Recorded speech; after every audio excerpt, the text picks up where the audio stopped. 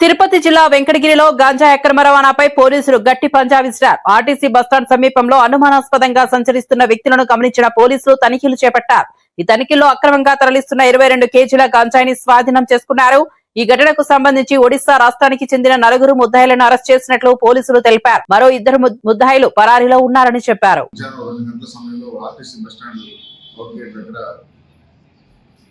ఒడిశా నుంచి గంజాయి తీసుకొచ్చి ఉంచుకుంటున్నటువంటి ఒక నలుగురిని వెంకటగిరి టౌన్ ఎస్ఐ గారు పట్టుకోవడం జరిగింది. వాళ్ళ దగ్గర నుంచి 23 కేజీలు గంజాయి స్వాధీనం చేసుకోవడం జరిగింది. అందులో పి గణేష్ అనే ప్రధానమైన ముద్దాయి, మిగతా ముగ్గురులో 2 వచ్చేసి మైనర్స్.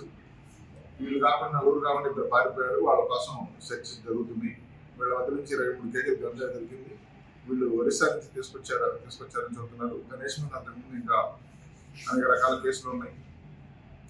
వీళ్ళ ద్వారా రాపూర్ పట్టణంలో వెంకటగిరిలో ఎవరెవరైతే కన్జ్యూమ్ చేసేవాళ్ళు ఉన్నారో వాళ్ళందరి పేర్లు, వివరాలు, కన్జ్యూమర్స్ పేర్లు తీసుకుంటున్నాం. వీళ్ళ ఈ పట్టుకున్నటువంటి కేసుని వెంకటగిరి సిఐ గారు దర్యాప్తు చేస్తున్నారు. ఆ కేసులో ఫార్వర్డ్ బ్యాక్వర్డ్ లింకేజెస్, దీనికి సోర్స్, ట్రాన్స్పోర్టేషన్, అవన్నీ ఫైనాన్షియల్ ఆస్పెక్ట్స్ ఏమైనా ఉంటే దీనికి మొత్తాన్ని కూడా వెరిఫై చేయడానికి సిఐ గారు ఇన్వెస్టిగేట్ చేస్తున్నారు. దీని ద్వారా కన్జ్యూమర్స్ ఎవరు ఉన్నారనేది ఐడెంటిఫై చేసి వాళ్ళ ఫ్యామిలీ మెంబర్స్ పిలిచి కౌన్సిలింగ్ చేయడం జరుగుతుంది.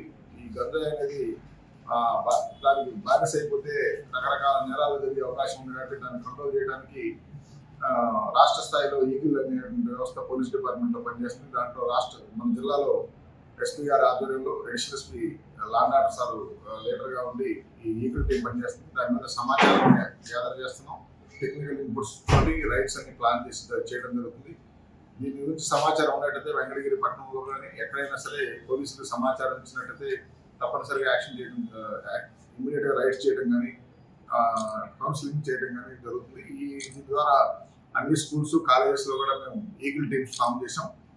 సో అంతా గ్రాస్ రూట్ లెవెల్లో సమాచారాన్ని సేకరించి దాన్ని బట్టి రైడింగ్ చేయడం, కౌన్సిలింగ్ చేయడం, ఒక రకమైన యాక్షన్ ప్లాన్ అనేది తయారు చేసి దీన్ని నిర్మూలించడానికి అన్ని ప్రయత్నాలు జరుగుతూ ఉన్నాయి. దీని గురించి ఇచ్చినట్టయితే ప్రజలు కూడా ఉన్న సమాచారాన్ని పోలీసులకు ఇవ్వాల్సిందిగా కోరుతున్నాం. Thank you.